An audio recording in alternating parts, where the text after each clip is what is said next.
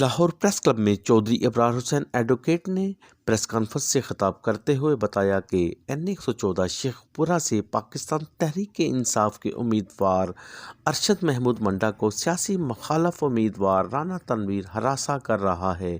ان کے ووٹرز اور سپورٹرز کو ڈرایا اور دھمکایا جا رہا ہے۔ ارشد محمود منڈا پر جھوٹے مقدمات بھی درج کرائے، جس کی ہم شدید مذمت کرتے ہیں۔ چودھری علی اصغر منڈا سینئر رہنما تحریک انصاف پاکستان، ان کے اوپر مختلف مقدمات بنا کے عمرہ کی سعادت کے لیے وہ گئے ہوئے تھے۔ ان کا نام ID کارڈ بلاک کر کے، پاسپورٹ بلاک کر کے ECL میں اور نو فلائی لسٹ میں ڈال دیا گیا۔ اس 1 تاریخ کو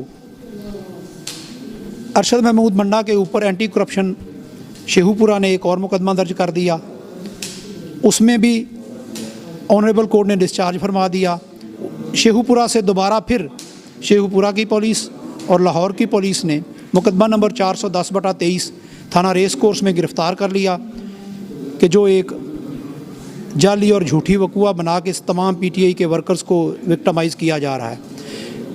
وہ مقدمہ کورٹ میں گیا تو آنریبل کورٹ نے عدم ثبوت کی بنیاد کے اوپر موقع پر ہی ارشد محمود منڈا صاحب کو ڈسچارج فرما دیا۔ وہاں پر پھر وہی نامعلوم افراد اور تمام لوگ وہ پہنچ گئے جو رانا تنویر کی ہدایات کے اوپر اور مختلف مشینری کی ہدایات کے اوپر وہاں پہ موجود تھے۔